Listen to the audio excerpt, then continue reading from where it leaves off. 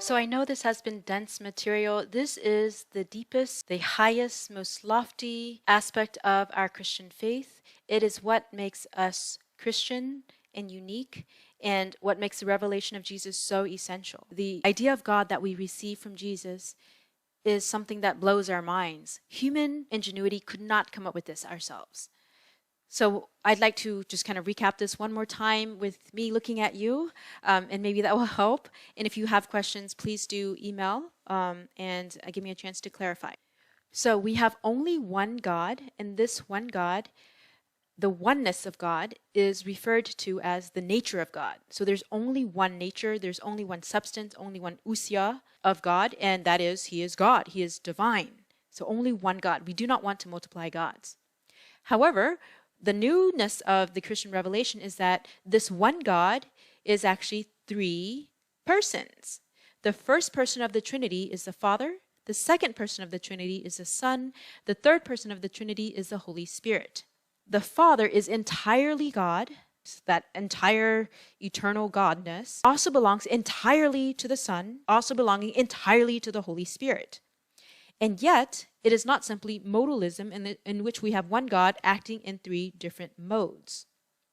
Rather, the radical nature of Christian revelation is that we indeed have one God, one divine substance, but three persons. And they are truly distinct persons. So that it's not modalism, it's not simply one God acting under three different names, Father, Son, and Holy Spirit. Rather, the Father is distinctly Father, the Son is distinctly Son, and the Holy Spirit is not the Father or the Son, but the Holy Spirit is the Holy Spirit, and they are all equal. They are all fully, completely God. The entire divinity belongs to each individually. They're united, but distinctly. And what makes them different, what makes them distinct from one another, is that the Father is not the Son is not the Father, and the Holy Spirit is not the Father or the Son. And this distinction is defined by virtue of their origin, or from that, their relation. So the Father alone is unbegotten. Okay? He is the unbegotten one who begets. He's the unbegotten begetter. He alone begets the Son. The Son alone is the one who is begotten. Okay, the Father is not begotten, nor is the Holy Spirit begotten. The Son, the second person alone, is begotten. And the third person is not begotten, nor is he a begetter, but rather he is the result. I say result, but it's not subsequent in time. It's all at once, eternal, instant. The Holy Spirit is the breath of the Father and the Son mutually breathed forth. So what happens from all eternity? The Father eternally begets the Son. He gives birth to the Son, pours himself out in love. The Son, in turn, receives. That's the mode of being begotten. He receives, and he loves the Father back. And then the Father and the Son unite in love for each other. And that love that they share is so real that they mutually, together, two united together, breathe forth. And that breath is the Holy Spirit. And this happens all at once from all eternity. I know it's radical, it's crazy, but hey, this is the awesomeness of God. One might go on to ask, well, why don't we have four persons in the Trinity?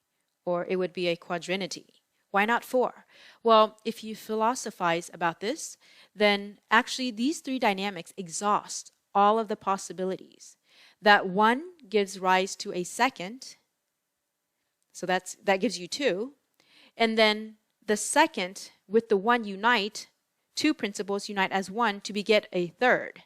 Now, if you did a fourth, like a fourth begotten of the three, what you have here is a new principle existing from the commonality of the others, and you already have that with the Holy Spirit. The Holy Spirit is already the unity of two principles, Father and Son, as making one principle, breathing forth the Holy Spirit. So there's no need for a fourth person because these are eternal processions. Okay. To have a fourth would simply be duplicating what is already eternally in action.